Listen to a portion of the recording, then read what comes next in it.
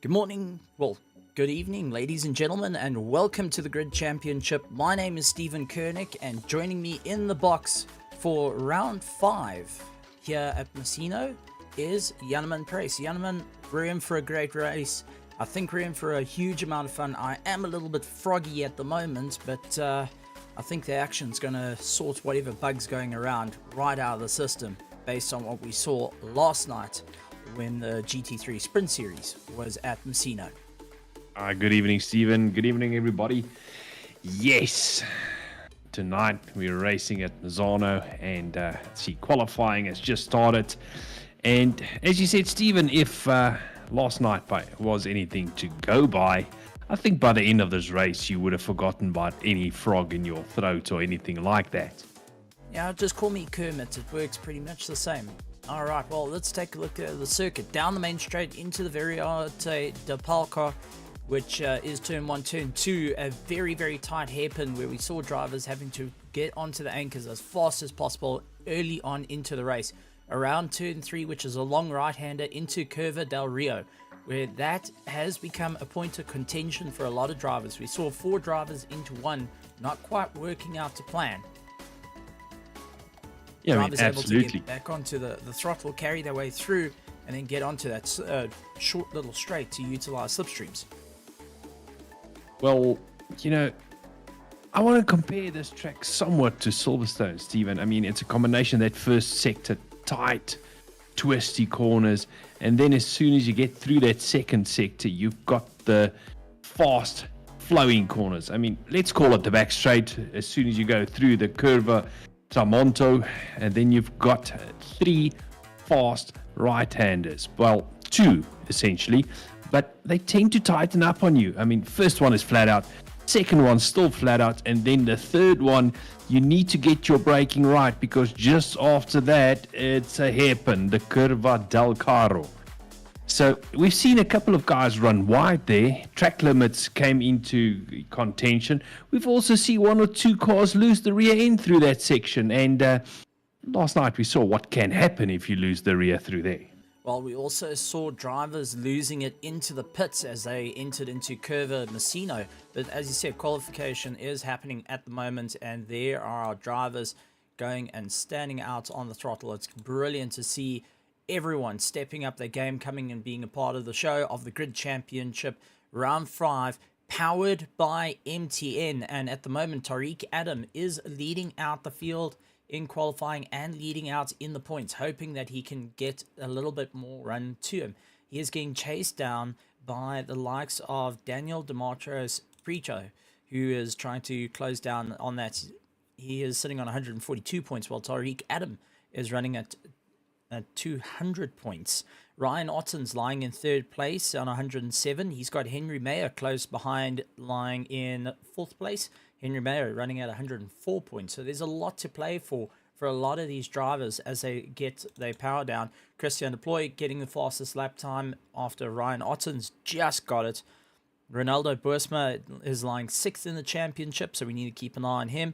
Koen Du Plessis is tied with Johan van der Merwe. So van der Merwe and Koen Du Plessis are tied in points, both sitting on 92, and any advantage can be gained this evening. Now, we know a couple of drivers are out due to load shedding and, stage 4 load sheddings, but we still have 32 cars on the field. Christian De Ploy, Christopher Radloff, Ryan Ottens, Christian Venter, Henry Mayer, Nicholas Manuel, Justin Lotus, Eric Kirstein, Johan van der Merwe. Remember, he's in a bit of a battle. Morgan McCall back out on track. Now, we did see Morgan McCall have a bit of a problem last night where he was short of 1 litre of fuel by the end of the race. I'm sure he's gone back to the books to look at it, and also made a few drivers go take a look at their math as well, just to ensure that maybe, just maybe, they don't get caught out on it. I do want to point out PWSR making a tribute livery, which you'll see on their car, which is the Springbok jerseys, going and supporting the Springboks for all the hard work that they're doing in the World Cup, and wearing it with absolute pride. So you'll see all the PWSR cars have got the Springbok jersey livery dressed up all over them, and hats off to them, because I love to see that type of enjoyment. I like to see people going and supporting, not only in terms of the racing world, but also in other sports as well, because let's be honest, Jan, sport, there is no borders. We're all the same. We're all fighting out for the same competition. We're all here to have a load of fun. So I'm really, really looking forward to it.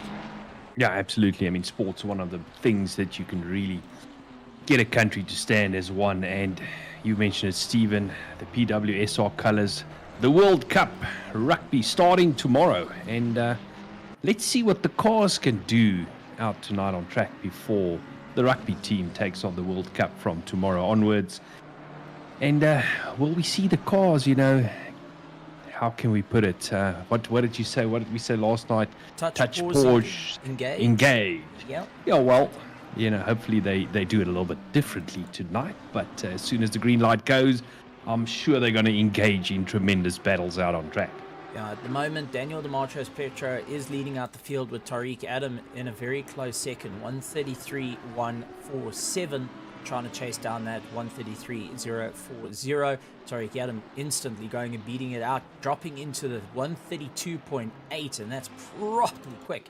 Christian De Ploy in third place. He drops down because Ryan Ottens puts himself in square in second place. Ryan Ottens has not given up the fight for the championship as yet. He's going to keep it going. Daniel Petro down into third. Christian De Ploy down into fourth. Bago Krobler down into fifth. Sixth place is Cameron de Bastos, Christian Venter, Koen Du Plessis, Fleming Bauer, Eric Kirstein out on the field as well. Johan van der Merwe, Essie Esterhuis, Christopher Radloff, Henry Mayer, along with Nicholas Manuel, Daniel de Villiers, Jamie Rees, Justin Lotus, AJ de Kock, Morgan McCall, Leclerc Basson, Alan Patterson, and I believe we're going to be seeing Kieran Patterson returning to the circuit sometime soon, so I'm looking forward to seeing that. Father and son duo. Mahath Musa on 23rd. Paul Venter, despite a broken toe, driving. And no, I just want to point out here, because Paul Venter actually wrote a whole long spiel of why he couldn't race, and I'm going to call you out on this one, Paul, because I'm going to get you in a bit of trouble with the missus, because you promised your missus a date night. You've got a broken toe. You were meant to be sitting down watching a romantic movie with a bottle of wine open and just enjoying it. So what do? You power up the sim rig. Someone's sleeping on the couch this evening, I can tell you that. Well, maybe he's done with the movie. Yeah, I don't think so. Werner Skuman 26, Jean Verveers, Ramon Jonker, Jude Neville, Johan Kleinans, and Jonas Kreiling rounding out our field. 31 cars. We just lost one car. But I think we're in for a good race here, Janneman. We're seeing some very, very impressive times. Those 133s right down through to the bottom of the field, and it's right down to 15th position as the final 133, and that was Henry Mayer. Then you've got Andre Serradio, who's done the 134.077, gets beaten out by Jamie Reese coming by. So Andre Serradio needs to really pick out the pace. So I am really looking forward to this. A couple of people jumping into the grandstands. We have got Larissa Hawk all the way from Mettlestate going and starting off the party. And a big shout out to Mettlestate out on the grandstands. Go and head over to twitch.tv/Mettlestate. Go and enjoy the party that side as well. And let me tell you, Hawk knows how to party. She really knows how to party. So, you know, it gets a little bit wild out there. But with it being powered by MTN, being into the World Cup, I think we've got to take as much energy as we can, as the build up to it is going to be exciting. Yeah, we do need to set the stage for the World Cup. But interesting enough. What better way to set the stage than having the premier sim racing category in South Africa for Assetto Corsa Competizione running right now, where we not only have our pros, we've got our pro-ams and our ams all driving tonight, along with our golds. We cannot forget our golds and silvers. They're really, really amazing. So we've got different divisions for different skill levels, from the casual to the hardcore esports drivers. We got them all here, and this is setting the stage for the bookers. I mean, absolutely. I thought you were going to say what could be better than to see a PWSR car win tonight. But I think there's a couple of people that are eyeing it out, but there's a long road ahead, because the championship battles are still very close in contention with quite a few of the drivers. Daniel DeMarcos Pretro hoping to get a little bit more of a run. Christian Deploy, when I had a chat to him, he said his sole goal is to go and be at the front of the field. He wants to show what he can do. This Lamborghini has been giving him a bit of a rough time, but he wants to grab the bull by the horns and show what it can do. Must be a Shark supporter. Yeah, well, absolutely. But, you know, Christian Deploy, I would think the Lamborghini is a bit of a handful for him, something to get used to, because remember, he drove the Mercedes for so long. And then he switched over to the BMW last season. All those cars that he drove are front-engine drive cars, and now all of a sudden he's in a mid-engine car. Well, rear mid-engine car. So it's different. I mean, it's not what he was used to for driving so long. Yeah, no, definitely it's going to be an interesting one. A lot of different car choices. Take a look at this. Lamborghini first, second, Ferrari third, fourth place Lamborghini, fifth is Ferrari, sixth place is Ferrari. I nearly got in trouble with all the Lamborghini fans and the Ferrari fans in one fell swoop. At least you didn't call him McLaren. And yeah, I just want to point out, we've got a McLaren sitting up in 7th place. 8th place is a Lamborghini. 9th place is a McLaren. 10th place is a Ferrari. So it really is showing the mid-engines. But I do want to point out that Lamborghinis aren't being as dominating as what we've usually seen them going for. And I think that's going to come into play. Another one I do want to bring up is like Christopher Radloff, lying out. Oh, he drops down into 13th position.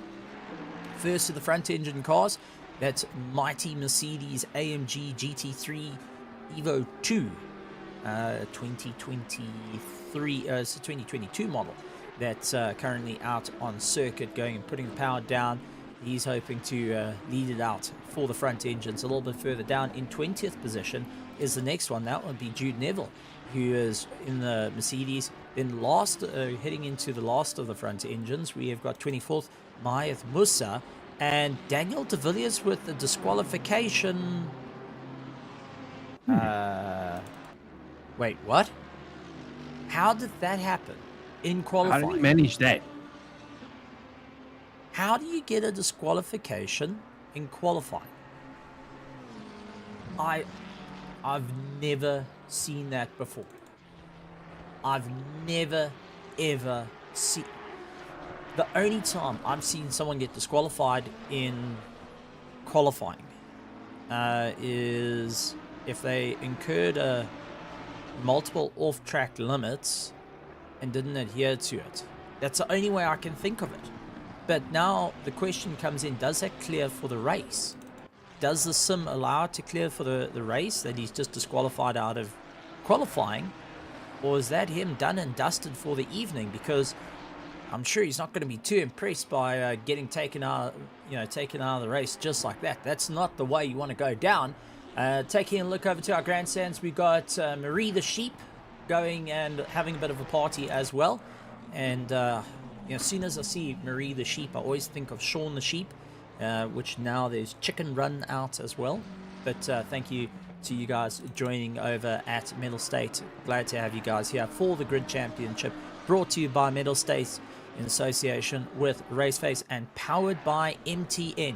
Yes, the same sponsors that is behind our Springboks, going and sponsoring the future of motorsport happening right now as you see it. Also over at RaceFace, we've got quite a few names. Jonathan Kutsi going and saying how's it, which is great. He's supporting Reese. We've got Josh Herbst as well. And these are a couple of names I'm starting to recognize. They're crossing over from iRacing, Formula One, Automobilista, all getting involved. We got Keegan Saunderson saying, come the mountain, those front engines are going to put us in our place with the mid engines. Well, based on what's the guys driving in the iRacing Bathurst 12 hour, where they had a little bit of a rough time out there, I think they also looking forward to just trying to change it up. But qualifying is done and dusted. Starting to see drivers just crossing the line. Christian Deploy out in first place. Tariq Adam in second. Daniel Demetrius-Petro trying to improve his lap time. Remember, he's second in the championship right now and needs to get every valuable point. And after his race last night where it didn't go his way, he's hoping to really just go and shake off the curse.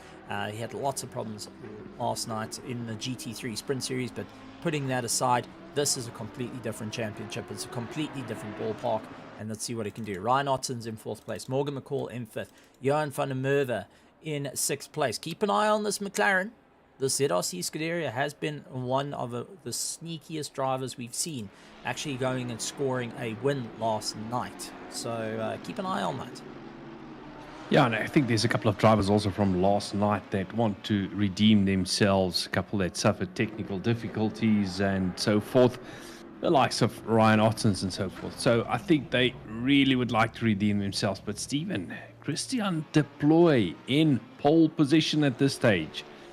Yeah, a position he hasn't held for quite some time, actually. Christian Deploy has battled to get into that top spot. And looks like Jonas Hreiling just also throwing the car around, dropping down. So let's head over to a break and we'll be back for the race shortly.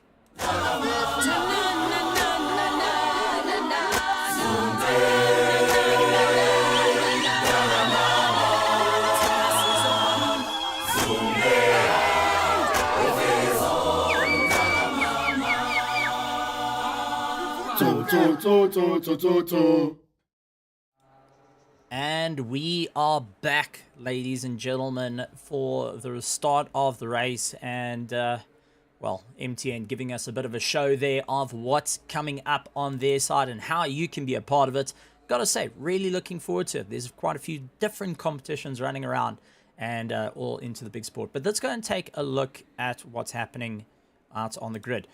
So, as we open up, there is Tariq, Christian Deploy. I nearly said, I said Tariq, but it's You're getting used to it. I'm getting used to it. Christian Deploy in 1st place, Tariq Adam in 2nd place, Daniel Demetrius-Petro in 3rd, 4th place, Ryan Ottens, followed by Morgan McCall, Johan van der Merwe, Christian Venter, Nicholas Manuel, Kewin Duplessis, Cameron de Bastos, Bego Krobler, Johannes Hreiling, Essie Esterhuis, Henry Mayer, Fleming Bauer, Eric Kirstein, Christopher Radloff, Justin Lotus, Alan Patterson, Jamie Rees, Jude Neville, Leclerc Besson, Johan Kleinans, Andre Serradio. 25th is Mahath Musa, followed by AJ de Kock, Grant Sebastian, Jean and Fiviers, I do apologize, Werner Skuman, Paul Fenter, Ramon Yonka, and Daniel, the Hitman de Villiers, lying in 32nd position, so it was disqualification out of qualifying.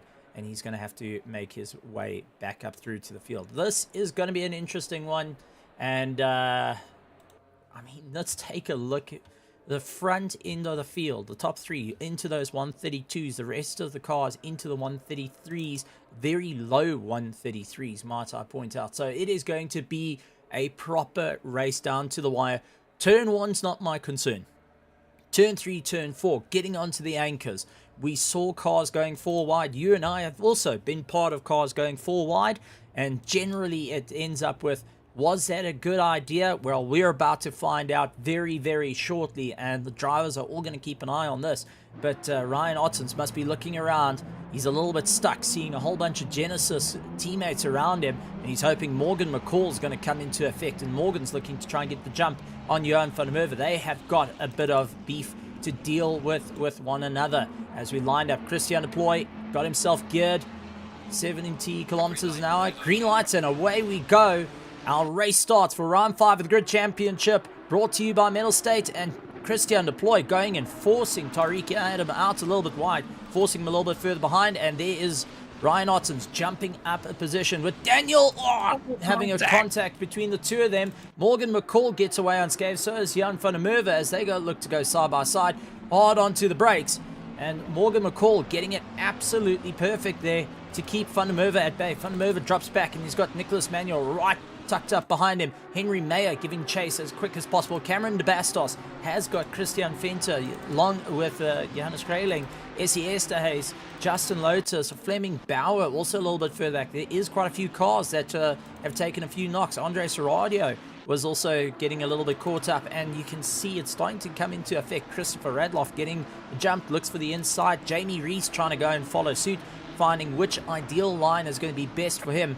But I think Christopher Radloff just taking the fight to Andre Serradio off the start of the bat and trying to make up some time. But eyes are on the battle right at the front for 3rd, 4th and 5th as they run into a train.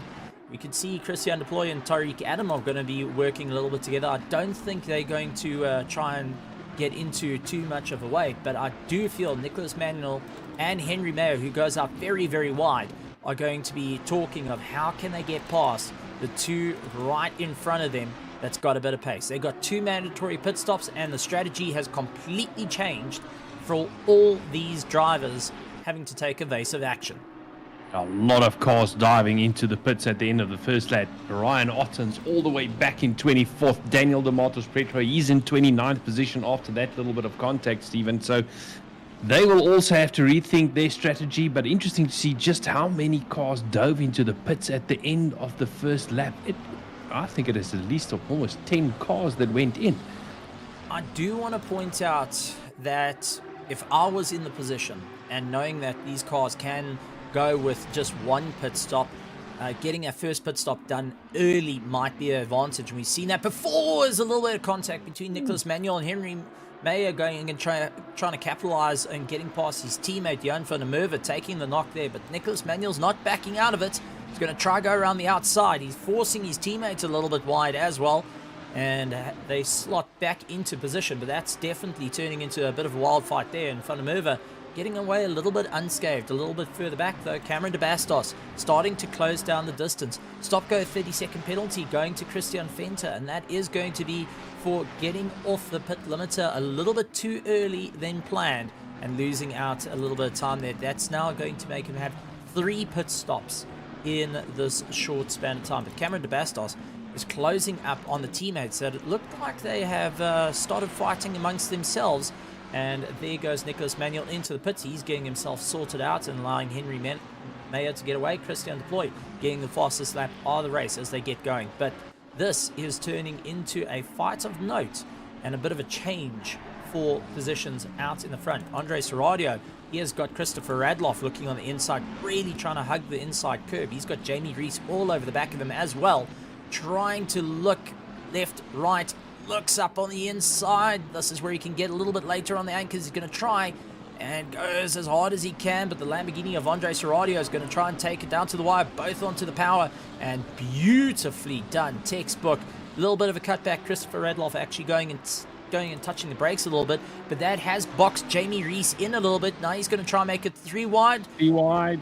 Ooh, Jamie Reese just going and having to back off there, but I think he was a little bit boxed in with nowhere to go. Christopher Radloff saying, okay, buddy, Andre, you caught me that time. I'm going to come back at you. And Andre is just going to try and keep it all focused. Jamie Reese, on the other hand, Oh, as you see Christopher Radloff diving in on the anchors, trying to keep it all together. But this is turning into a bit of a race there, and I think Christopher Radloff is, he's getting a little bit frustrated, but over the dirt. Wow. And wow. That's definitely track limits on the inside.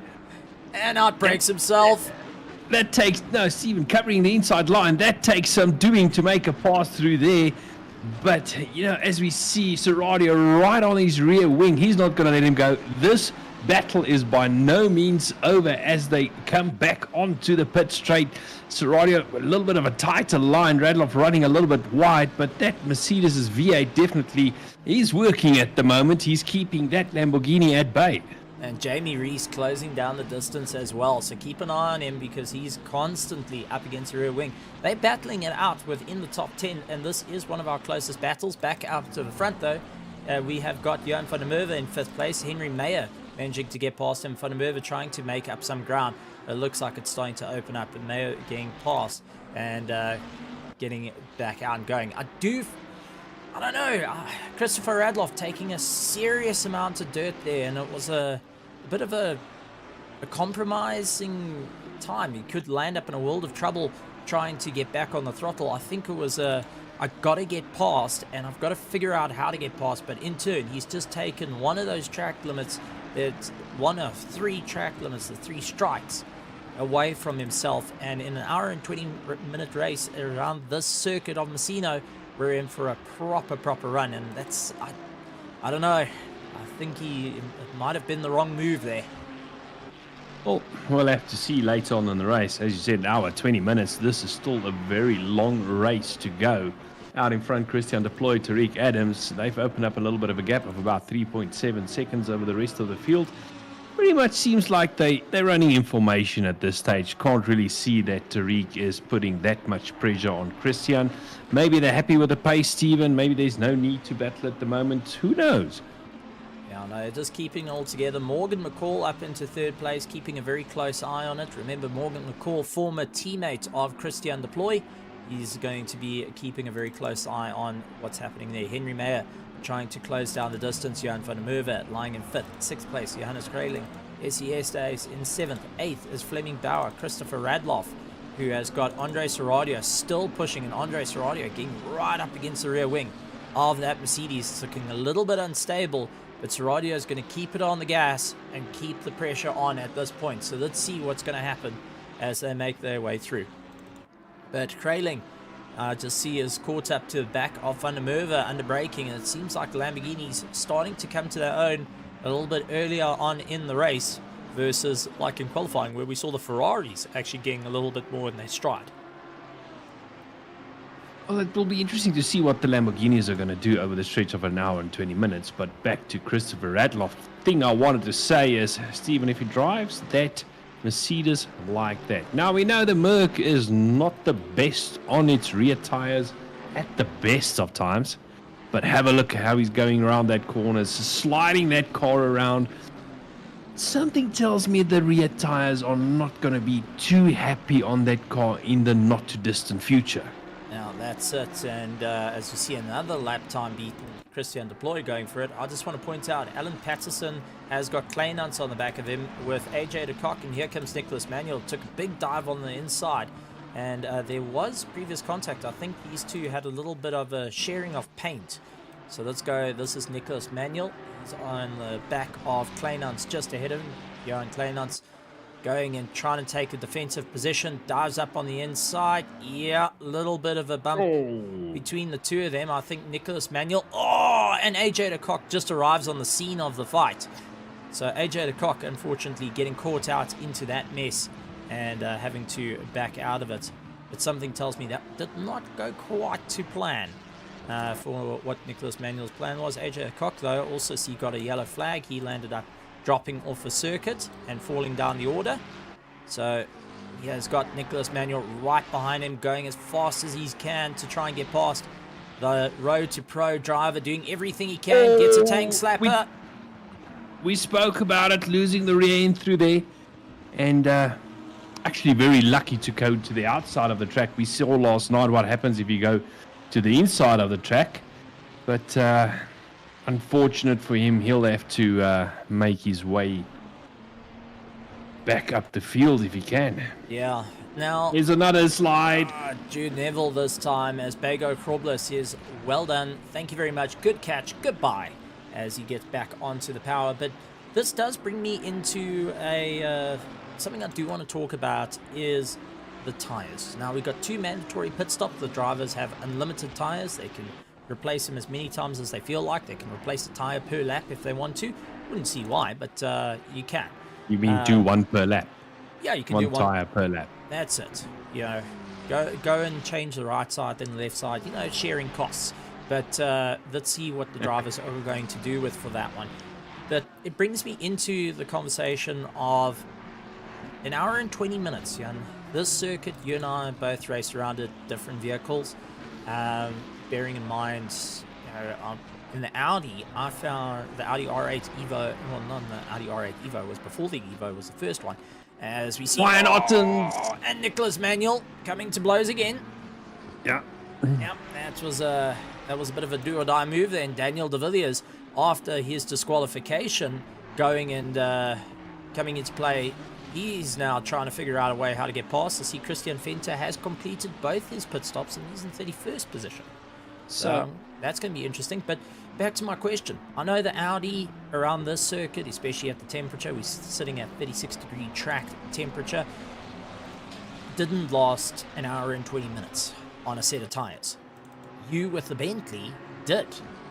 Now, taking a look at how the drivers are sliding around, how the cars are going and working their way through the field, and how the drivers are putting in some proper banger lap times, what do you think the chances are for drivers to swap out tires, and in which pit stop will be the one to swap out tires? Ooh, yeah, you like putting me on the spot. I don't think anybody's going to go full distance tonight on one set of tires. Not the way they're driving now, unless you can get into serious tire saving mode. But Stephen, as always, I'm going to say if you're going to do tires, best would be to do it round about midway through the race. As we have a look at Daniel de Villiers, and he's battling it out with Nicholas Manuel. And ahead of him, Ryan Ottens and Kleinans are also starting to come to blows. They're lying 21st, 22nd. So it also tells you how far back the drivers are after their pit stop. Cameron de Bastos is in 18th place. He's first of everyone that's completed their first pit stop. And he is sitting going 17 seconds away from 17th place. So that is going to show how the race is going to go here. Yeah, and also remember Ryan Ottens and Daniel de Mettlestate, they trying to work their way up the field again after that first lap incident that they were involved in. But Ryan Ottens right on the rear wing of Jan Kleinans. That McLaren's starting to look angrier and angrier, but because he's got a rear view mirror full of Ryan Ottens, and I think Ryan's going to try and do everything in his might to get past that McLaren as soon as possible to try and fight his way up to Alan Patterson, which is about 4 seconds up the road. About 5 seconds up the road as per the last sector. But I do want to also bring out the simple question that's coming in that is running through my head. With this, how flustered are these drivers getting? Now, we understand things do happen. The drivers do get a little bit frustrated, but when your car starts doing unpredictable stuff like what Kleinans is busy having as he tries to get back on the power, he's got Nicholas Manuel closing up on him. Do you think the drivers are starting to feel a bit warm out there? They are starting to, the pressure starting to mount up, knowing how far they are into the championship and also how far it is to go in this race. I mean, haven't even completed 20 minutes of the race yet, and we have seen guys doing their first pit stop. We've seen tires taking a bit of flack. We've seen track limits taking a bit of flack as well. I mean, absolutely. When you reach this part of the championship, I mean, being halfway through, you now know you're racing with, and all these drivers will have the names of the other drivers that are their main competitors in the championship, and those are the people that you are trying to beat. So for the front runners, or that's the same for the front runners, for midfield, even for the guys running to the rear of the field, you have that name dotted down. I need to beat Stephen Koenig tonight. If I can just finish in front of Stephen, I will be safe. Or I need to finish in front of him in order to gain on him in the championship, to just eke into the top 20 or top 10 or so forth. Well, it wouldn't be too hard to get ahead of me. I mean, world's fastest back marker. You made it into the pros. You got to see these drivers firsthand and be in the seat facing, and also the conditions that they're on, because 36 degrees track temperature. Now, for anyone that doesn't know how blazingly hot that is and how much damage it actually can do to your tire in a matter of seconds, how your car starts feeling a bit like ice, as we're going to see Nicholas Manuel landed up with a bit of a problem. I think it's Kleinon's right behind him, and landed up with a bit of a sideways action, I think, going out wide. Was it to marbles and get a snap oversteer under braking? Kleinons looks for the inside line, and a little bit of a paint share there. But yeah, we've seen what guys face with these conditions. Your tire degradation, you can times it by 2.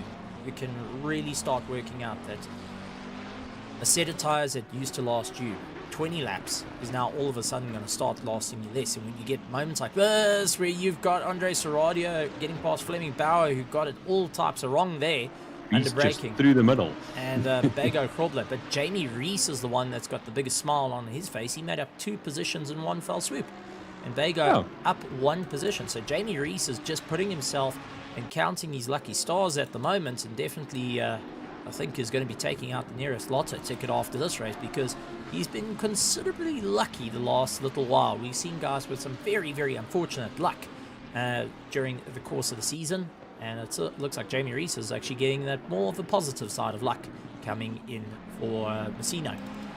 But back onto it, tire usage is a thing, but also fuel usage. We've seen how these guys are running it down to the very last 0.2 of a litre, 0.1 of a litre. I actually had a chat to Morgan McCall. I said, listen, how did that, Morgan and Robert, I said, how did that 1 litre go? He said, Morgan did 5 laps quicker than his average, which went and burned off 0.2 of a litre more than what they had planned, and 0.2 of a litre more than what they had a safety stop for. So, I mean, that's the thing. You get into your stride. You're having that good race. You like what you have with Andre Serradio and Bego Krobler. You really like in this fight. And now, all of a sudden, you're burning a lot more fuel than you planned. You're a lot harder on the brakes, a lot harder on the tires, and all your strategies starting to go down underneath Sen you. on the inside. Wow. Big Sen. That was Beautiful rotation. Beautiful rotation, and well spotted by Andre Serradio to see that one coming. I know, it was very, very well done between the two, but that's allowed Fleming Bauer to get back into the fight as well.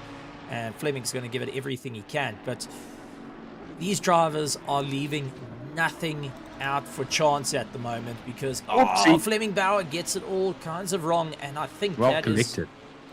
Yeah, but I think what happened there is lift off oversteer on the Ferrari. I actually got to drive the 296, and that's one of the things that came into play, was it had a surprising amount of oversteer, but then as soon as the tires started taking a bit of flack, that snap oversteer started coming into play. As soon as you come off the power, it then wants to turn itself around. So you're having to counter that, versus the Lamborghinis, on the other hand, that had lots of rotation into the corners and has no problem with that. But coming out of the corners, you're going to be driving a tractor if you don't have it set up correctly. And Bego Krobler, once again, massive send on Andre Serradio. These two are having an absolute go. This is our closest battle, and they are 0.001 of a second difference between them at the moment. The transponders having to work overtime in both these Lamborghini GT3 Evo 2 Hurricanes. Getting a bit squirmy.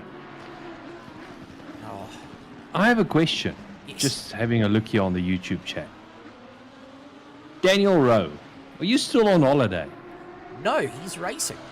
Oh, is he racing? Ah, He okay. is down, correct me if I'm right, Daniel Rowe is racing at Kalani this weekend for the GTC Super Cup. He's going to be having a bit of fun out there. I see that we do have Kleinans Kleinans in the background. and Daniel DeMarco Pritchard are going very... It's Kuman with a drive-through. Wow, okay. So while we've taken our glasses off and missing out all the action, and did Daniel DeMarco Pritchard and Kleinans come to blows with one another? Oh. Yes, it was. Where Was that Daniel de Villiers in the background? I think that's Daniel de Villiers. And, okay, I want to give it a hats off to this. One, hazards on, good job. Slowing down, waiting for your competition.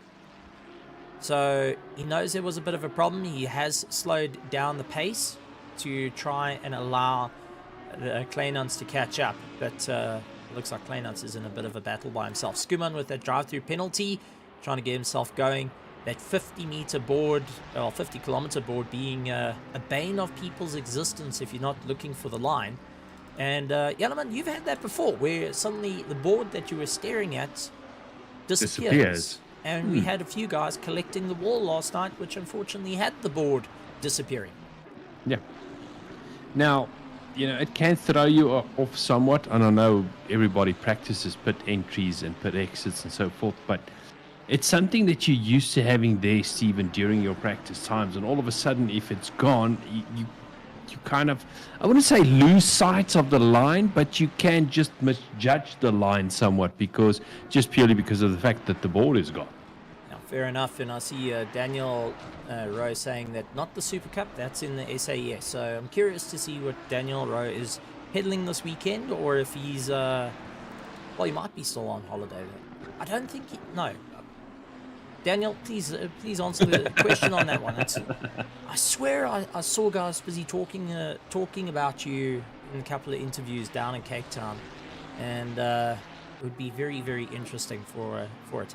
But missing out on the championship for this round, but keeping an eye on all the drivers as well, giving a bit of support, and that's something I do want to point out. It's fantastic to see, because I actually sat through one of the Mettlestate competitions where we saw the likes of, I think it was Rocket League that I was watching, and it was amazing how much of the teams that didn't make it through were supporting one another. They were so getting behind the player base, and that's what we've got here in Mettlestate.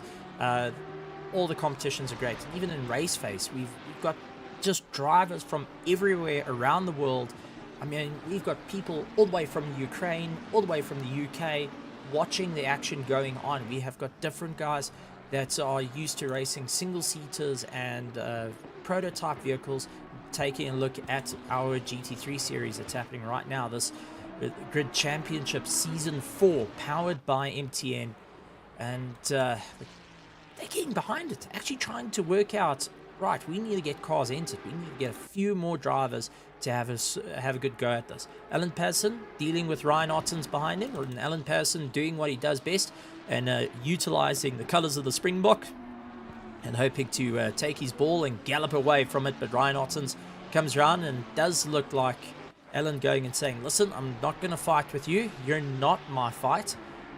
But you were starting to pressurize me to a point that's starting to impact the tires. So possibly going and just taking a bit of a strategic decision there and thinking about the longer game instead of getting that top spot on the podium just for this race.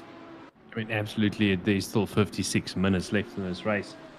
As you said, Alan doing the strategic move. Now, what we mean by that is, it's a case of, the driver gaining on you behind is quicker on you. He's going to get past you inevitably. There's no holding him back. So just let him go. Let him carry on his way without impacting your race too much. Because what's the use of getting involved in a battle with a car that is faster than you? It's only going to impact your lap time. It's only going to ruin your tires and so forth. So just let the driver go so that it doesn't impact your race too much. Now, we do know there are guys, Stephen, that will battle any car in front or behind them that they can get hold of. And you and I have also been at fault of that one more than once. And, oh no, I just saw Q and C landing up in the pits. So he's pulled into the pits and dropped down the order a little bit. So he's getting his pit stop. I thought was a disconnect. My heart sank for a moment there. But you and I have been party to that. The red mist, as everyone likes to call it, gets in the way, and you start having that. The shutters come down on your race, and you know, whatever's got 4 wheels in front of you or 2 wheels in front of you, you want to go and catch up to it. You want to get past it as quick as possible. Out in front though, Christian Deploy leading out the charge. Tariq Adam dropping back 2.3 seconds, running out a little bit wide. Morgan McCall in 3rd place. Henry Mayer in 4th, along with Johan van der Merwe. He's up into 5th place, doing a phenomenal drive out there. Johannes Kraling also coming back with a vengeance. SESAs also having a bit of fun. He's really pushing as hard as he can, but he's got Christopher Radloff trying to tail him down, with Jamie Rees lying in 9th position. Andre Seradio in 10th. Fleming Bauer in 11th. 12th is Paul Fenter, along with John Viviers. Fifiers, I do apologize. I'm always going to slip up with that surname. I see Viviers instead of Fifiers. Jude Neville in 14th position. Cameron de Bastos in 15th. 16th is Justin Lotus. 17th is Ryan Ottens, followed by Alan Patterson, Bago Krobler, Nicholas Manuel, Q and Duplessis a little bit further up the field. Was down. He's in 21st. Daniel De Villiers, Daniel Demartros Petro, Eric Kirstein, AJ De Kock, Leclerc Besson, Johan Kleinans, Ramona Yonka, Mahath Musa, Christian Fenter. Now suffered a stop-go 20-second stop. So I think that would be a stop-go 30 actually, and the system's just picking that up wrong. But he has done both his pit stops. So he's done all 3 pit stops. He's done 2 pit stops and has served his penalty.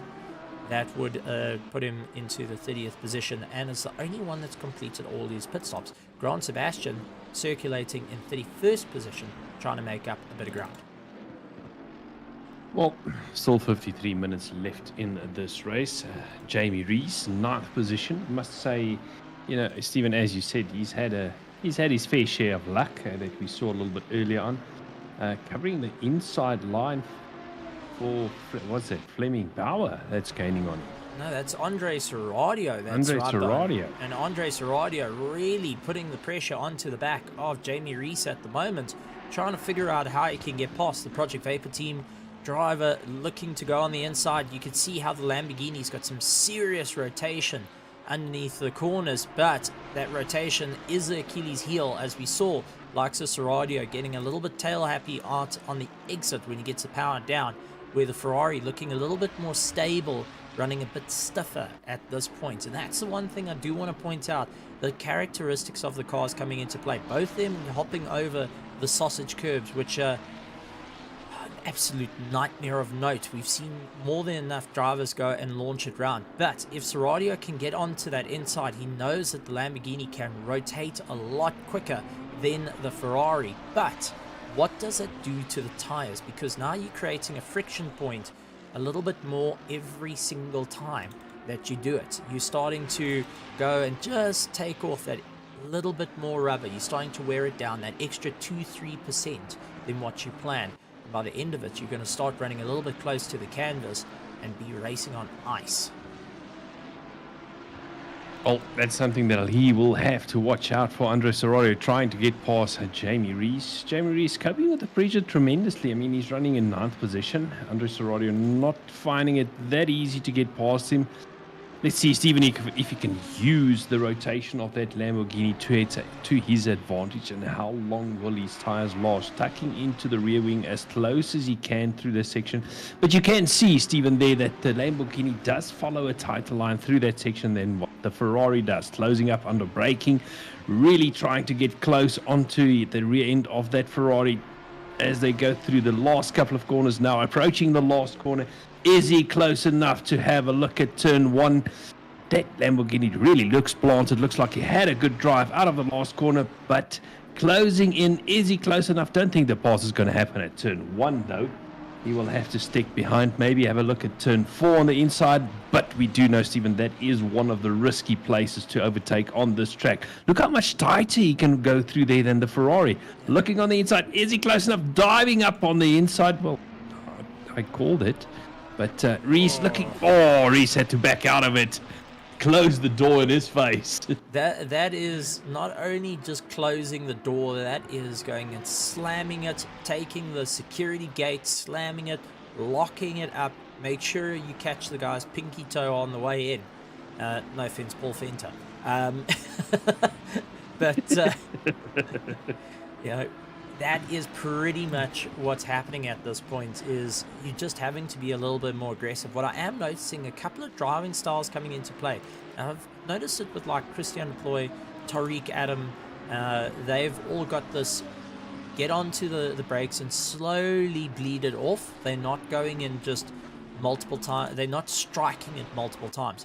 Where you can see like Morgan McCall is very much like Andre Serradio. He's striking that brake once, twice, 3 times. He gets onto it, comes off, gets onto it, comes off, gets onto it, comes off, just to try and get a little bit of rotation, force the whole car to turn around underneath him. Maybe the fundamentals of their setup coming into play, where the brake bias is set. When we talk about the brake bias, we talk about where the pressure is, whether it's to the front or whether it's to the rear, where majority of the braking will be done. And that's something I'm noticing. A couple of drivers have got that multiple strikes on the brake, others having that get onto the brake, slowly get it in and slowly come off on it. They go to 100% and then gently bleed it off. And it seems to work on certain circuits, but with 35 degrees out at Misano, going and striking the brake like that, it does upset the car quite a bit, and you can go and run it on the riskier side of things. And I think all the drivers have to be very, very cautious of that approach. Yeah, but it is, in terms of driving style, a type of driving style, Stephen. And if you do it over a prolonged period of time, you do get used to it, and that is essentially how you drive. I'm also one of the guys, the drivers that tend to bleed off the brakes. Well, first I let the brakes bleed before I bleed off the brakes, if you understand what I'm doing, stomping on the brake pedal. I know not all cars are like that. Some cars, it's a wall is in your near future if you stomp on the brakes. Well, that's it. And a lot of these drivers are pro tier, especially when we had a chat to them, getting a little bit of a breakdown of their setups. For anyone that doesn't know, these cars do have ABS and traction control built into them that you can set. Now, your normal road car has got it set by the factory. You can't change it. Your performance cars, though, some of them you can start tinkering. When it comes to the likes of the GT3 cars, well, they can really tinker. Think of, in the car at the moment, they have multiple different buttons. I'm going to actually jump onto, like Christian Ploy's one, go into the helmet. You can see all the different knobs. You can see that those knobs on the left and right are the steering wheel. That allows you to change what your ABS is doing, where it's sitting at. So you can go, well, not your ABS, your traction control. So you can start making your traction control go off without turning it off completely. So you're not going to have just this car going absolutely ballistic underneath you, but you can get it closer. Now, you don't have the computer slowing down. Traction control works for that. As soon as the computer, the little gyroscope inside of the car, little ball that shifts across, picks up that there's a change of momentum, it goes and slows down one side versus the other to help control that slide. Now that is our TC2, that is our traction control 2, that is also known as slip.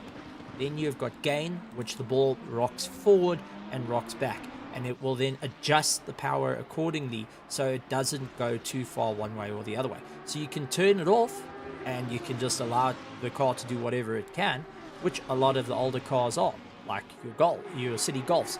They got no ABS, they got no traction controls. You go and stand your foot on the brake and you will lock the brakes up.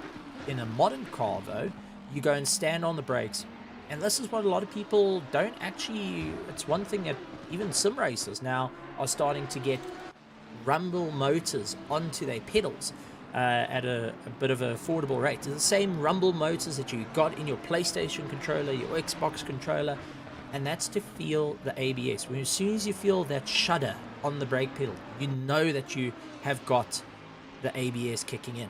Now you can keep your foot there and just make sure you're holding it, or you can come slightly off it, which will allow you to just let the ABS go, so it's not going and interfering the anti-locking braking system. So you can let it go and it'll get you around the corner. But the moment that you go completely off it, you've now shifted the balance again, much like you're going into the corner. You have a seesaw effect, and well, as you said, the wall is in your nearest future. Yeah, and you know, you spoke about city bolts and those kind of things. Some race cars don't have ABS, so if you hit that brake too hard, you will lock up the wheel completely and lose a lot of braking energy. I mean, the car just does not slow down. A lot of people out there, Stephen, think that if you lock a wheel, the car should stop quicker, actually, but that is not essentially the case. And there's one of our back markers allowing Janus trailing and SES days to get by without losing a bit of time. Yes, so let's go and bring a little bit of fundamentals to you at home, especially for the guys that are watching the racing, what the drivers are going to be doing. If they feel that the car is locking up, the wheels, we say locking up, the brakes are clamping down, the wheels have physically stopped moving, they are going to then climb off the brake and then get back onto it. Now that's contrary to what I said a little bit earlier, but hear me out. They do it so quickly that it works the same as ABS. ABS clamps onto the brake disc, releases, clamps down, releases. Now you can replicate that same motion and a sort of, the same sort of speed with your own foot and go off the brake onto the brake, and that is actually called cadence braking. So you actually can work a way around it, and I'll leave it to you guys at home. I'm gonna ask the question out here. What is the most expensive race car currently still participating? Okay, currently still participating that does not have traction control or ABS.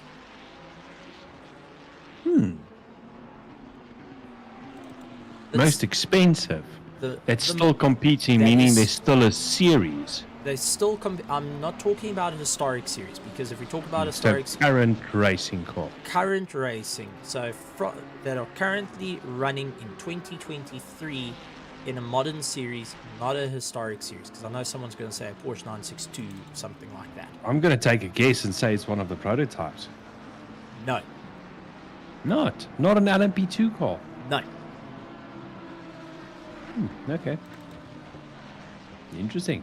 So, for anyone out there that's a bit baffled, go look at a Formula 1 car. Formula 1 car. Oh, we all forgot about the Formula 1 cars. The Formula 1 cars are the most expensive things. Sanjin Pillay got it there. Formula 1 cars. The most expensive racing machinery that is racing in active competition, that's modern, is a Formula 1 car with no traction control, no ABS. GT3s, on the other hand, though, do have traction control and ABS. But... And can we just say, there was a time where Formula 1 cars did have traction control, and some of them even did have ABS. And they had active suspension, which was banned. Yeah. But now I'm going to also throw this one out there, because it's a little bit of GT3 knowledge. While we're seeing Alan Patterson and Bego Krobler, they going hammer and tongs at one another. It does look like everyone's starting to come into the pits as well. So it's getting into those closing stages of the race, as we're now heading into 41 minutes and 46 seconds to go. Something to bring out for you guys is GT3 competitions, depending if you have the sprint categories, they actually tell the drivers what their traction control can be set to. They have basically how high your traction control can go to. I'm going to take case in point, like what we have here on our local soil. And yes, I'm going to use Alan Patterson's car as a good one because it is Springbok colours, as he's got Bago Krobler. But I've been inside the Lamborghini GT3 Hurricane. Now, not the new one, but a little bit older. And I got to talk to the guys. A pro driver can only set a traction control to 3, and it has to stay there. It cannot go any higher. While a Pro-Am can go to 4, an Am can go all the way to 6 on their traction control, because an Am driver is still a developing driver compared to a Pro. And that also does match up with the SRO, which these cars that we are watching now are actively competing in. They do have sets like that, where depending on what class you're sitting in, that's what your system settings are. You cannot change them other than go down or go up to that limit. How's that for a bit of a as we got Henry Mayer pulling into the pits, Fleming Bowers into the pits, and Jude Neville's going to be making his way around looking to gain a position. Daniel de Villiers, though, he's having a bit of a rough time trying to catch up to Kevin Duplessis. So yes, there's a little bit of passing on knowledge to those that don't. And I've got an interesting question. I think me and you have spoken about this one before, so here's something for our viewers as well. You spoke about Formula 1 cars not having traction control ABS. You totally caught me out with that one, by the way. I was not even thinking about Formula. Not at all. So, I'm going to ask a Formula 1 question. In what year was the most technologically advanced ever Formula 1 car made that actually raced out on a track? 1960s, 1970s. No. Do you tell? It was in 1992 with the Williams FW14B. It had ABS, it had traction control, it had active suspension, it even had active aero that can flatten the wings down the straight to decrease drag. All of which was banned. And Ayrton Senna hated it. Take a look at this. Christian deploys into the pits. That's a release Tariq Adam out into first place. Second place is Morgan McCall. Still need to do a pit stop. Johan van der Merwe still needs to do a pit stop. He's lying in third place at the moment. Johannes Kraling has caught up. He's battling it out for that third place, 1.3 seconds behind. Christian Deploy now coming out of the pits, and all he needs to do is ensure that he is ahead of SES Days, Andre Serradio, who's also in pits, Jude Neville still trying to make his way around, and then 9th place is Daniel Demetrius Petro, who is the next to come up on it. So keep an eye on that. But Cameron De Bastos down in 17th position has got both his pit stops out the way, and he is now just in a full sprint race for the final 37 minutes of the race. Now it does bring the question in, when will Tariq Adam already going and answering that question, he's pulling it now, but Morgan McCall, is he going to do the same, or is he going to keep the power on? He's going to try and go and leapfrog it at this point, maybe go that extra lap. Nope. He's coming into the pit, so it does look like that 37-minute mark is the mark for our front runners. Johan van der Merwe pulling into the pits. Will Johannes Kraling? No, Kraling's going to stick it out though. He's going to try and see if he can really go and undercut the rest of the guys by getting a little bit more pace underneath it. So as time's running short, the tyres must be starting to ask a bit of a question here of how long can they last. Christian Deploy, case in point, taken a new set of tyres. He was stopped in the box for 32 seconds. Then you've got Bago Krobler. He only splashed and dashed. Kevin Duplessis, splash and dash. Henry Mayer has got himself a new set of boots on him. SES Days got a new set of boots. Christopher Radloff, Andre Serradio. Leclerc Besson has also done a splash and dash, so he hasn't taken some tyres. You've got Jude Neville that hasn't taken tyres. You've got Jamie Reese that's right onto the back of him. And for fears with the drive-through penalty, that's also going to start impacting him, because that has just been for track limits coming into play. Yeah, I remember we saw a couple of track limits last night. that's Reese goes side by side with the, what's that, for Fears or Neville? Sorry, Jude Neville. That's Just Jude. saw the. That's Jude Neville that's just ahead of him. Leclerc Basson, his teammate, is just slightly ahead as the car's starting to peel off. Reese in the. No, That's not Reese. Basson. But sorry, that's Basson. I'm getting confused, okay? That's why we change our liveries to make it look different. Yeah, just try and figure out who we're racing against, and so we don't get lost out on the circuit. Having the matching liveries is always fantastic, but at the same time, this has come into play. Lots of questions being asked out in the grandstand. Sanjin Pillay not in the seat at the moment, getting asked by Mrs. Ottens, and welcome, Mrs. Ottens. Glad to have you here. She is definitely going and giving Ryan a bit of an earful of saying, "Hey, listen, you got to get your act together at this point because you got a championship to fight out for." And it's just going. She's going and asking what's going, and then we got Mateos ZA saying, "Let's go, AJ de Kock." So a bit of support going on for AJ de Kock in his battles, but this is Jamie Reese and Jude Neville. They are very close to get one another. I do want to point out Henry Mayer has caught up to Q and Duplessis as they fight it out. Now I do want to also point out Henry Mayer is lying 4th in the championship. He is 3 points behind Ryan Ottens at the moment. He's ahead of Ryan Ottens, so that's going to be help. That's just going to help him, but Q&, going to make life a little bit more difficult into turn 1. Tried going for that around defense. the outside. Yeah, he was covering the inside line, but Mayer just decided to drive around the outside. No, it is absolutely tremendous stuff, and I mean this is our pro tier. To get here, you have to be the best of the best, and try and fight your way through it. And it's not going to be an easy feat to do.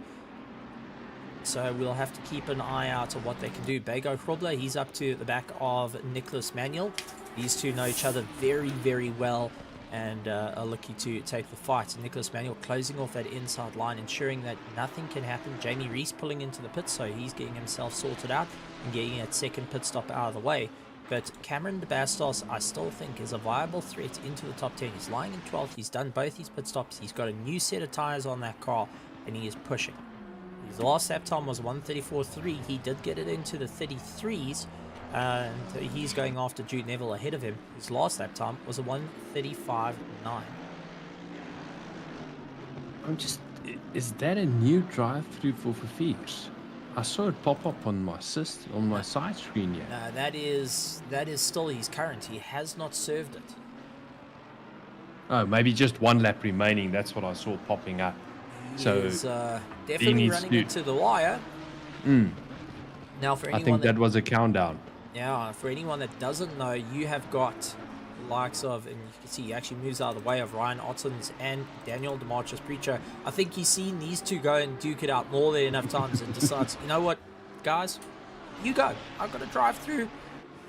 I'll catch up to you guys some other time. Ryan Ottens looks up on the inside, trying to go a little bit later on the brakes. Whoa. Daniel has nowhere to go at that point, but Ryan came in like a nuclear missile, and Daniel going and having to keep it all together. So, I mean, this is just a proper little fight between the teams and between the drivers out there. But for Fears, who's now serving his drive-through penalty, we've, to elude the guys that have got only one. They've got 3 laps to serve drive-through penalty. That's Kraling in the pits, and that's going to allow Christian Deploy. I apologize. Christian Deploy, if he keeps his foot on the gas, he will be taking first place away.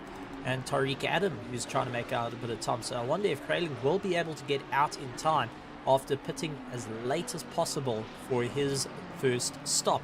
But with 32 minutes to go, it's going to be a proper run. Yeah, he's still in the pits as Tariq Adams passes him there. So let's see where he feeds out once that pit stop is done. But Daniel de Villiers in 22nd place. He's got Fleming Bauer for company, or should we say Fleming Bauer has got Daniel de Villiers for company. And this is a nice little battle shaping up to be. Yeah, and then also taking a look over to the grandstands. A few names that I haven't seen in a long time. One of them being JC Krobler.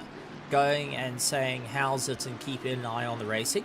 JC, a long-time veteran from the world of RaceFace, getting to see some new names and some old faces out on the grid for the Grid Championship Round 5.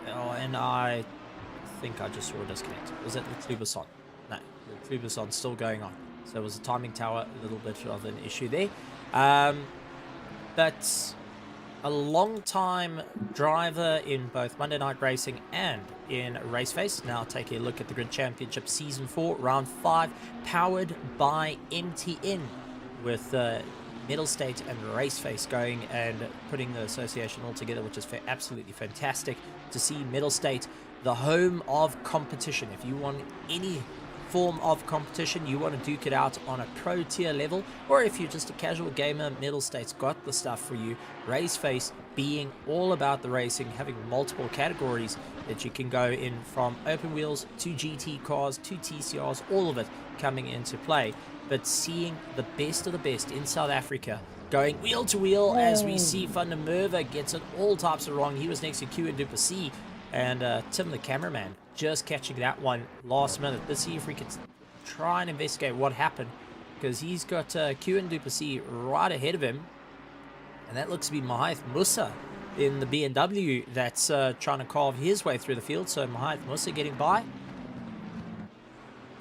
Did that McLaren go in a little bit too deep though? Kewen actually got it wrong, comes across, and there was a bit of a bump between them. So Kewen went out a little bit wide, not expecting the likes of Mahith Musa, who was able to get that BMW tucked in and get going as fast as possible. And unfortunately then had the door wide open for Van der Merwe to go and take a look into it. So it's going to be an interesting one, as the drivers will have to keep going. But Mahith Musa, I just want to point out, Mahith Musa is lying in 28th position. He's unlapping himself because he got into the fight between 7th, 6th and 5th in that little tussle. So he is on a charge to unlap himself out of the field. He's also trying to go after Kleinans, who's just ahead of him in that yellow McLaren, and chasing down Jude Neville just a little bit ahead of him. So he's trying to close down on these two, realizing that time is ticking and he can't hang around for anyone that's trying to save that 0.1 of fuel every single time. Yeah, trying to make his way up the ladder or up the grid. Also, during that position, Daniel de Villiers, he's to gain on Fleming Bauer, and just behind them is Fafirs, but he has only done one pit stop so far, so he still needs to do a second pit stop. That's down the order a little bit, but Daniel de Villiers definitely got his sights set on Fleming Bauer in front of him, and in 18th position is Jamie Rees. So battle's by no means over, Stephen. Not at all, and it does look like our leaders starting to try and carve their way through the field as well. Van der Merwe all onto the back of SESA, so it's going to be interesting. Yeah, ZRC Scuderia now battling out 6th and 7th. Both are fighting it out for the championship as well, with SESA doing everything he can. He's lying 12th in the championship, and you got the likes of Van der Merwe, who is lying 8th in the championship. So now the question comes in, does he mind out the way, or are they going to race it? Now, teammates, longer game, or let them fight? So ladies and gentlemen, while they're sitting behind Q and Duplessis, do you want to see the teammates pull a multi-21, or do you want to see them let them fight here at Misano for round 5? Fight.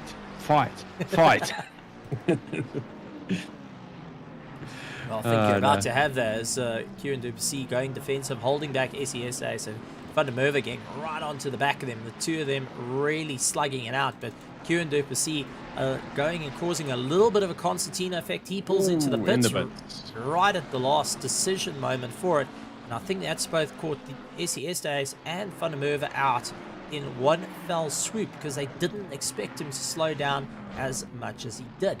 But will Kewen come out ahead of Cameron de Bastos? Now, Cameron's been carving his way through the field. He's lying in the 11th place at the moment, going after Andre Serradio just ahead of him, who still needs to pit.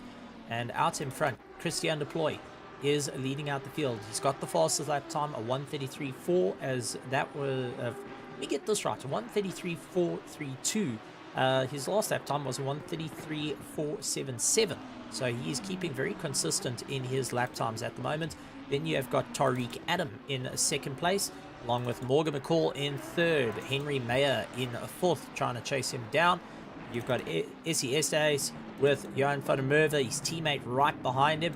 Johan is trailing, lying in 7th. 8th is Christopher Radloff, Andre Soradio in 9th. 10th, Cameron de Bastos, who's making up a bit of ground at the moment. Ryan Otten's up into 11th position, so Cameron's moved up one position.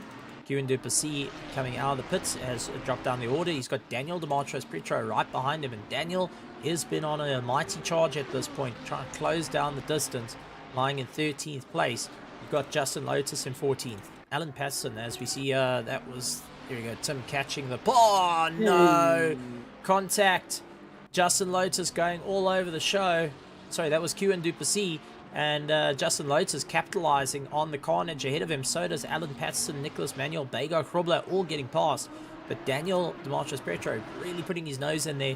And unfortunately, no one wanted to give up their position. They were going to take it down to the wire. And I actually want to go on board with Daniel's perspective there, just to get an idea of what happened. And it looks like he understeered a bit. He was counter steering, and so was the likes of Kieran Duplessis. I do apologize. There was also busy doing a bit of counter steering, so both of them got on the power a little bit too early, and both of them landed up in a world of hurt. And that's going to be affecting the tires to it, but has allowed the grid to change up a little bit in that top 15. Yeah, Daniel Petro not having the best of races, Stephen. He has been, unfortunately, in the walls a little bit, dropping down to 13th position now, and he was at the front of the field when this race started. And also Ryan Otten's making his way up the field again. He's done a brilliant job so far. I mean, into 11th position, but he's already completed all his pit stops, so, well, might be getting into the top 10 fairly comfortably. Well, at the rate he's going. He's got to catch up to the car just ahead of him, 1.5 seconds, and that is Cameron de Bastos, who is completed all his pit stops as well, and has got a new fresh set of tires. So is Ryan Ottens, Justin Lotus, a new fresh set of tires. But all the drivers taking it through. Nicholas Manuel going out very, very wide. Bego Krobler now trying to get up on the inside of him. And does a very clean pass in doing so. Nicholas Manuel tries to come back out of them. Huge dive up on the inside, and shingos all the drivers with these massive, massive sends. Bego just going and giving him a bit of a komiboka to the side of him, going and showing off a bit of it. You know, you got to be able to hang it out and get a little bit of a touch, pause, engage moment every so often. It's like two flanks going and running into one another. They've got to be able to give it and take it at the same time. Kieran Duplessis, though, getting down. Yeah, that was... Oh, was it Kieran Duplessis? That was Nicholas Manuel that slowed down. And I think he was just allowing the leader to go past. That might have been the likes of Tariq Adam that shot past him. Just want to make sure, was it... No, it was Christian Deploy. That's our first place guy. So he hit the brakes and allowed Christian Deploy to go. And Kieran Duplessis serving a drive-through penalty for track limits infringement coming into there. And that's going to impact him. Back up to our top 10, though. Cameron de Bastos, Ryan Ottens. They are going to be fighting it out right till the wire. And, I mean, these two are going to be absolutely door-to-door wanting to improve their drive. A couple of drivers, as you said, for Fears. He is trying to make up a bit of time. He still needs to get his pit stops right out of the way. On my system, though, it does show... No, he served a drive-through, and that's why he got it. So, 1st to 9th, still needing to do a pit stop. 21 seconds behind Andre Soradio is this little battle of Ryan Ottens and Cameron de Bastos, who are properly into a fight with one another, being one of our closest battles currently out on circuit. Christian Deploy, though, out in first place, is going to have to monitor the times of when is he going to come into the box. He's got Tariq Adam going and keeping an eye on it. Now, remember, Christian Deploy is also trying to improve his chances in the championship. He's lying in 5th place. Tariq Adam in 1st has got 200 points. He's quite away from Daniel Demetrius Petro, who's way down the order, but second in the championship with 142 points. Ryan Ottens is on 107. Henry Mayer in 4th place, though, is on 104. In 4th place in the championship. So he's in 4th place and going to be scoring some valuable points here. Christian Deploy is right behind him on 101 points. Do you think Christian Deploy is trying to jump across and get ahead of Henry Mayer in this situation? Most definitely. I mean, Christian is trying to work his way up the championship ladder, so to call. I mean, Tariq Adams has got, he's way out in front, almost double the points of Christian Deploy. But, in 2nd, 3rd, 4th, 5th, there's still everything left to fight for, Stephen. And let's throw it out there. Maybe that's the reason why Tariq is not really fighting Christian at this stage. He can take it comfortable for a race or so. I don't think so, based on the grid. I mean, these drivers are really laying it out on the line, and what we're seeing is some magnificent driving. So let's definitely keep an eye out on that as well. Yeah, and that's battle for 10th place. Cameron DeBastos and Ryan Ottens is really heating up now. A lap or so ago, Ryan Ottens was right on the rear wing of Cameron DeBastos, dropped back a little bit now. But I'm pretty sure he's going to try and make his way back onto the rear wing, taking a lot of curb there. Yeah, that Ferrari's starting to argue underneath him. I'm watching that tail starting to step out more and more. It's got a very soft front suspension under braking. You can see the whole weight shifting to the front. And on the rear, he's got that snap oversteer. He's constantly having to counter steer over it. There it is again, where he's getting onto the power, where the likes of Cameron DeBastos has got a little bit more of a comfortable drive at the moment. He's a little bit more stable. But Ryan Ottens has got that aggression that's going to go into it. So a lot of these drivers all seeing that little gap. And whether it be a millimeter, they're going to go for it. Morgan McCall going into the pits. That's going to allow Henry Mayer to move up a position. Take a look. Ryan Ottens up on the inside of Cameron DeBastos.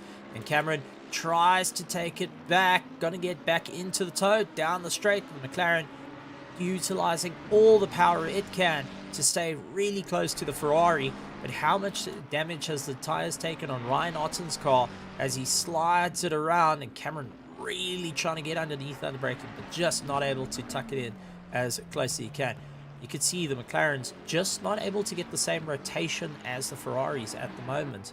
But that's not going to stop old Tabasco source Cameron DeBastos. Also, secondary nickname is Sasquatch, for anyone that doesn't know. Andre Serradio, he's also fighting it out with Christopher Adloff. These two have been slugging it out since the start of the race and got under each other's skins, both boxing each other. Andre Serradio with a drive-through penalty on the exit. Just popping up. Yeah, that was on the exit. Let's actually go and take a look at that of the little bit of slide and how they are running it to the limits. This is in car with the likes of Andre Serradio. Gets it in, tries to go for that inside line, feathering the throttle, and watch how far right he goes. Yep. There we go. That's all she wrote. That's all she wrote. Unfortunately, the rules are rules. You've got to stay within the track limits. The two painted white lines, one on the left-hand side, one on the right-hand side. And whether you like it or not, that is it. Now, Andre Serradio is still going to take that fight to him. But with a drive-through penalty, do you think Christopher Adloff's going to be looking at it going, I can let him go, let him do the drive-through and not lose out too much time? Andre Serradio pulling into the pits. So he was just trying to keep the pace up because Morgan McCall comes around the corner. Now Morgan McCall is first of everyone that's completed his pit stops and is jumping up into 8th place, getting a little bit closer this time round. So keep an eye out on him as he's trying to catch up to former teammate Christian Deploy. Christian Deploy used to be part of the 80K team, then moved over to the Team Heap together and eventually into Genesis, where we see him now with Genesis Esports Blue. Tariq Adam in 2nd place, Henry Mayer in 3rd, SES Days, Johan van der Merwe, Johannes Kreiling, and Christopher Adloff still needing to do their mandatory pit stop. Andre Serradio needing to do a mandatory pit stop and just served a drive-through. So that, I mean, his race is going from bad to worse in a matter of seconds at this point. Jamie Rees, he's got Daniel de Villiers right up against the rear wing of him. But with the last 16 minutes to go, time is running out for all the drivers. Paul Venter, he's also in a bit of a race with Eric Kirstein. These two have done battles the whole way through the season. And Paul Venter racing with a broken pinky toe on the right foot. So he's standing on his pedals right now. And I can believe in a fair amount of agony. And Eric Kirstein is going to ensure that he's going to work a little bit harder every single time. Daniel de Villiers, though, who is on a new set of pedals he's just moved over to load cell. Seems like he's getting a little bit more comfortable with it. But in turn, did say last night that his calves were killing him, and he's not sure how long he will last in this race while he's still getting used to new equipment that was only set up before last night at 7 o'clock. Well, he's got 15 minutes to go. So just for, lasting longer than last night. Only 15 more minutes to go, Daniel. So almost done. And Johan Kleinans with the drive-through penalty. So the track limit coming in thick and fast. Luke Addison jumping in saying, giving a bit of correction on where the drive-through penalty is. You see Kleinans scores a drive-through. De Villiers going out into the dirt. But, Luke Addison, who raced in the Mobile Eye. Let me see if I get this one right. Mobile Eye SRO GT Championship Asia. Saw you racing there.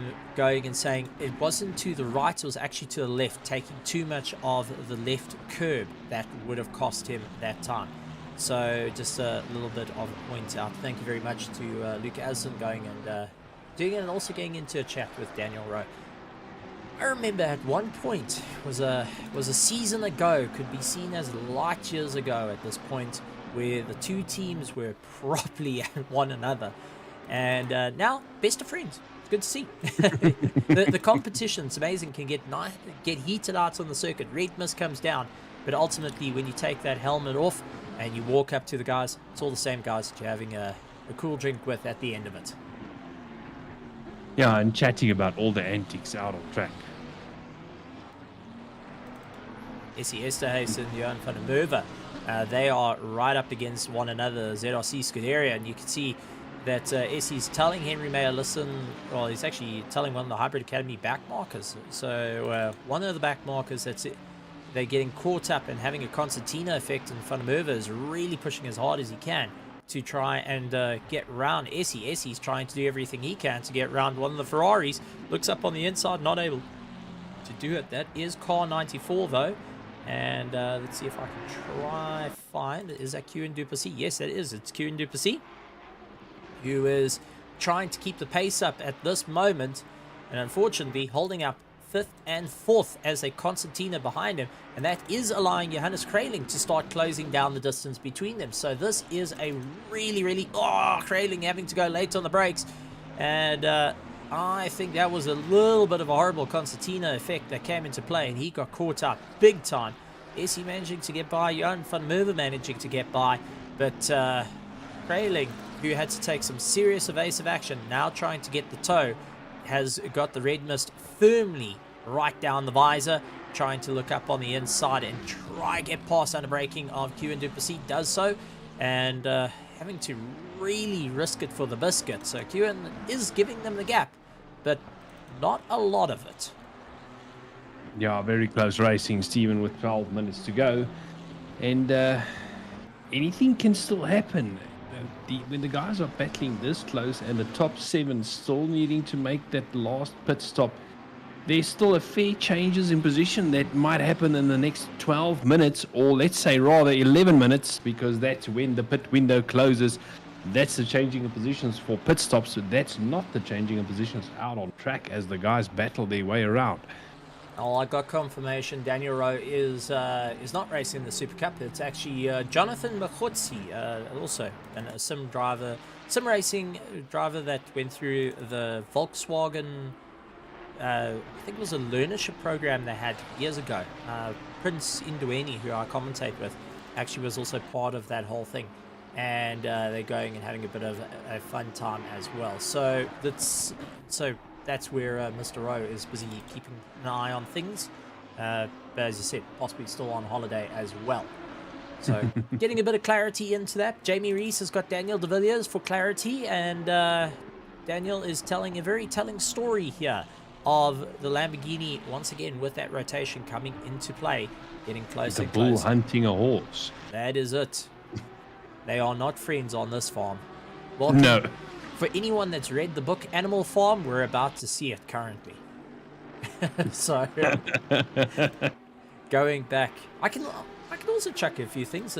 Also, we have got Jude Neville. He spun it out, and looks like there's a lot of damage on that Merc. Yep, from that view and that view, it's not looking too pleasant in the Mercedes at the moment. So let's see what actually happened. Maybe got on the power, had a bit too much rotation. Tires starting to go and flatten off underneath him. Over the curbs, loses the traction. You can see standing on the brakes, and oh man, that is a good 110 kilometers into that corner. And unfortunately, that is a massive, massive smack, and he is going to be sitting with a very skew steering wheel.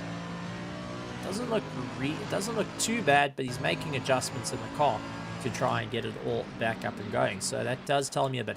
Alan Patterson onto the back of Nicholas Manuel. Nicholas Manuel doing everything he can to try and keep it all together. Bago Krobler slowing up and allowing our leaders to come through. He's in 13th position.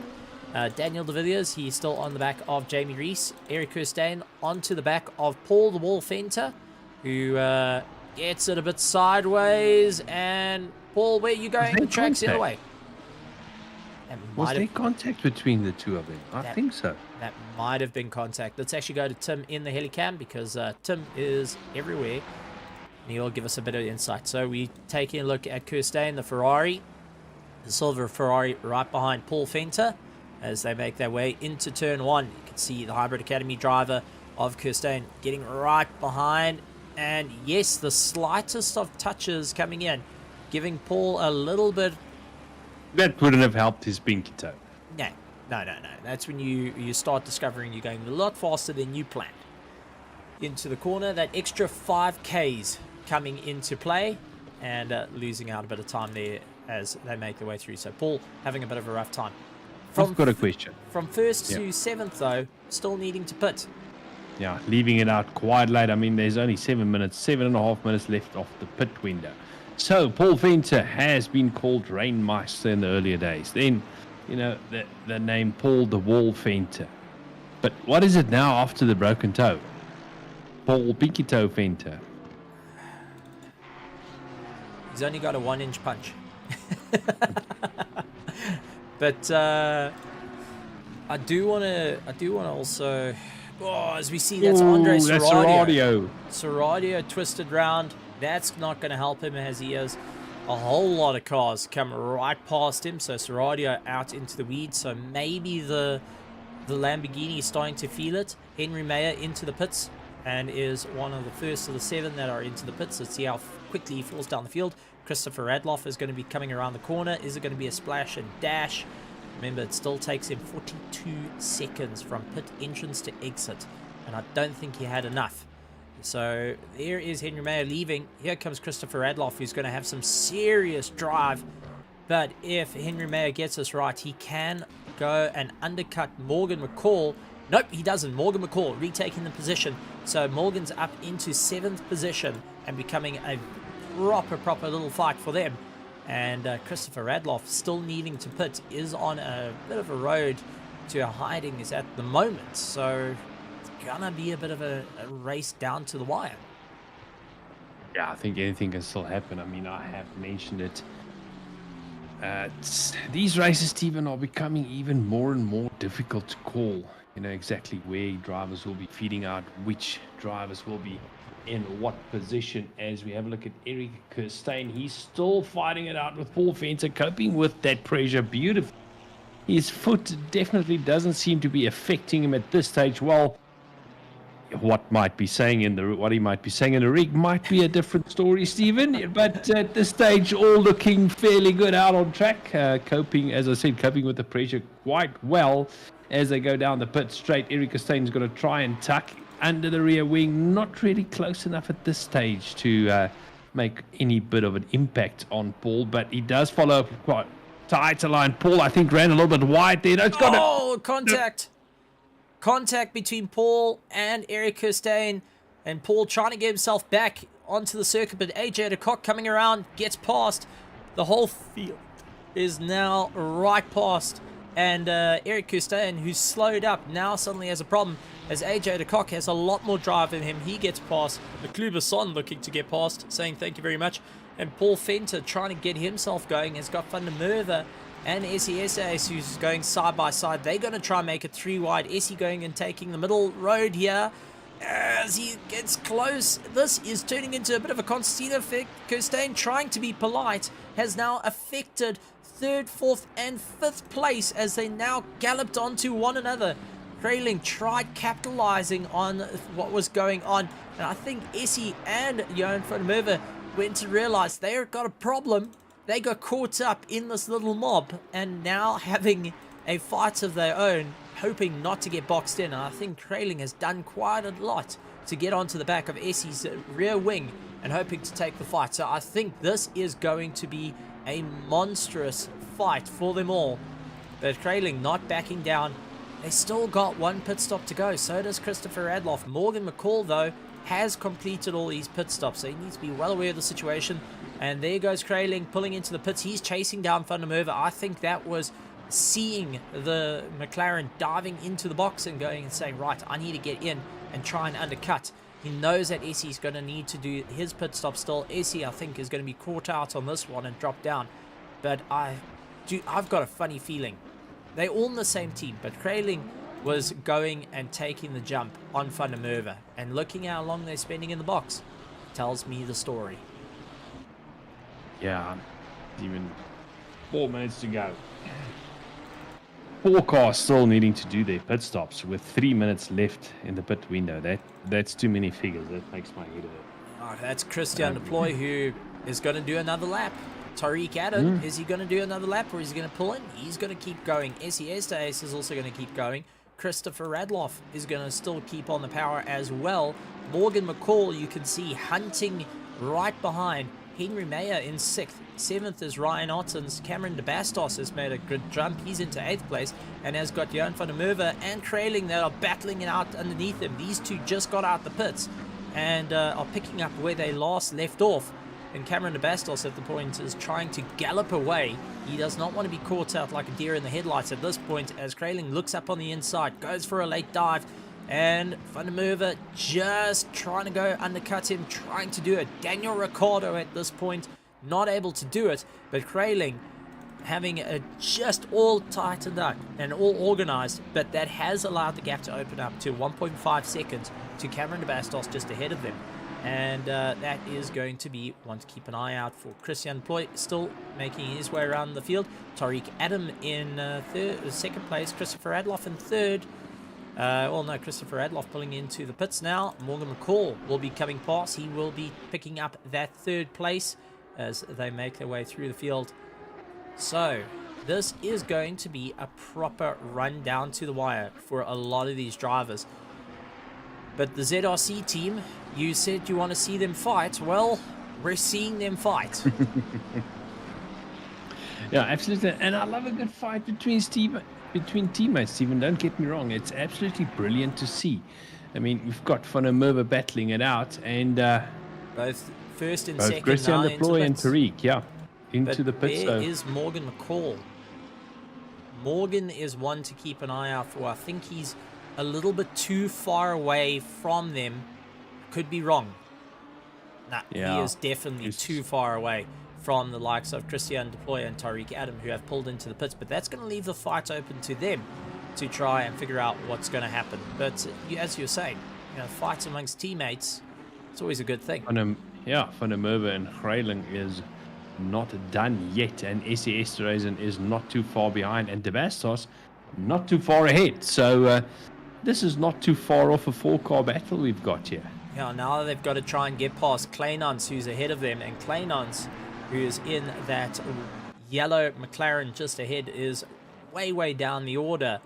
And to give you an idea of where he actually is sitting, Kleinans is sitting in 26th position. So they have got to get past him as fast as possible. Kleinans is still on a proper little charge of himself. Don't get me wrong. He's also trying to make up a bit of time. Eric Hustain battling with Andre Serradio, Mahath Musa, and Kieran Duplessis are going to also be taking it out to the wire as they make their way around the circuit. 49 laps completed of this brutal circuit, as we just heard Tim going and saying that unfortunately the pit window is now closed. The service station has now closed up. If you are wishing to check tires, oil, water, what a send up on the inside. Cameron was able to go and keep it all together, but Johannes Kraling, I don't know whether he forgot where the brake marker was or he's just taking a bit of a go, and there's the snap. Oh no! Comes across the nose and lands up with a bit of a problem. Cameron de Bastos and Johan van der Merwe just narrowly missing out on it. SESA's misses out on it as well. Justin Lotus, Daniel Demartris Petro, they all go and avoid it, but Kraling was a late send. And it looked like that Lamborghini just had a huge argument with itself and decided, you know what, buddy, I'm going this way. You're going to have to deal with it.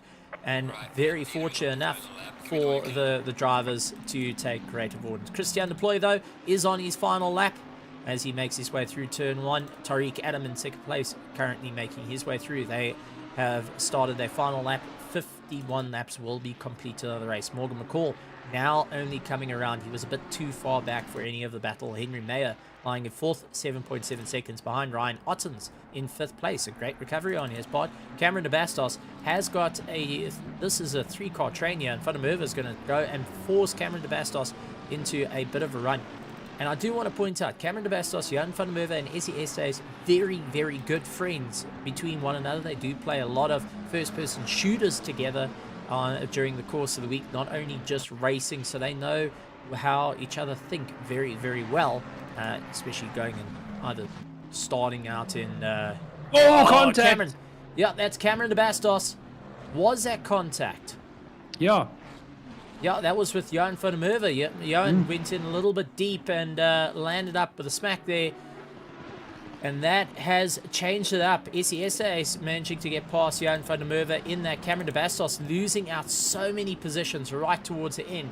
That is not going to be an easy one. But coming around for the final corner will be Christian Deploy, taking first place for round 5, putting himself back onto the podium after a stellar effort. And what a run for him. Second place, Tariq Adam, and a trophy he has not picked up this season until now. So Tariq Adam in second place. Morgan McCall making his way through. If he can keep it all together, he will be taking third place and going to be smiling to the bank on that one, especially after a very gutting run last night where he had it all in the bag and lost out right towards the wire. But there we go.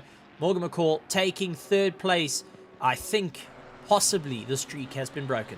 Henry Mayer in 4th place. Ryan Ottens will be taking in 5th. SES Days keeping ahead of Johan van der Merwe. Justin Lotus trying to close down the distance as well. But Justin Lotus has got Daniel Demartris Petro going around the outside. Daniel trying to carve his way through. He's in 9th place. Can he go for 8th place to help his championship? Justin Lotus defends that inside line as they carve their way through. It's now who's on the gas earlier on. Justin Lotus is going to take it down to the wire. Side-by-side drag race. And Justin Lotus coming across with Daniel Demartris Petro in 9th. Cameron de Bastos taking 10th place after the unfortunate contact. Johannes Kraling ahead of Christopher Radloff by the skin of his teeth. Nicholas Manuel taking 13th. 14th, Alan Persson. 15th, Daniel the Hitman de Villiers, who's keeping Jamie Rees at bay. And Jamie Rees, 16th position, not a bad run at all there. And Daniel de Villiers, after everything, new gear has got him up into the positions. Fleming Bauer in 17th. Bago Krobler going and crossing the line. No, Bago hasn't. Bago's run out of fuel. Yeah. He ran out of fuel. But he's going to be pushed along the line by his teammate, Kieran Duplessis. Kieran's going to go and help his teammate What? Well, there's I want to, teamwork for you. ladies and gentlemen, I want to just show this off here because Bago Krobler has run out of fuel. Kuhn Duplessis has finished his race, slowed up. And this feels like a very much like Senna Prost sort of moment. Nigel Mansell, you know, where they got themselves back to the line. Well done, boys. Well done.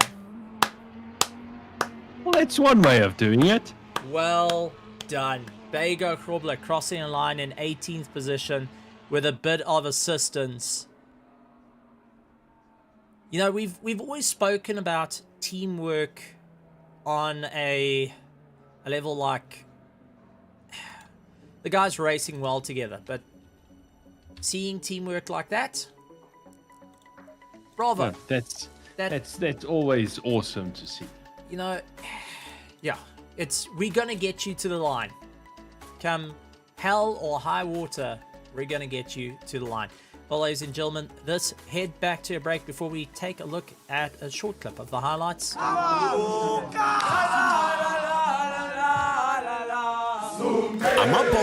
are defending their title in France this year.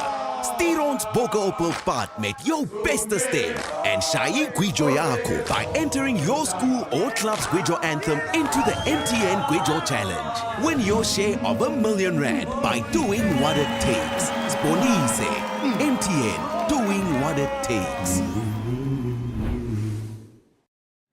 And we are back, ladies and gentlemen, and wow, gentlemen, what a race, and completely unpredictable. As usual. We went into thinking, okay, we know who's going to be in which position, where they're going to sit, and we were proven horribly wrong. The guys went and slugged out. There was some amazing racing out there. Drivers all pushing themselves to the limit. Lots of big dives, which goes and leaves me to wonder, are the drivers starting to feel it a little bit? Yeah, we saw one or two comments about the moves that were made. And Stephen, don't get me wrong, there were some spectacular moves being pulled off out on track. But I think it's a case of, you know, the drivers now need to, or they know where they need to finish. And they need to make their intentions clear that they, you know, I'm coming past, I've got a position that I need to aim for. Yeah, that's it. And as the championship now is well over the halfway mark, round 5 done and dusted of the Grid Championship, brought to you by Mettlestate and RaceFace and powered by MTN.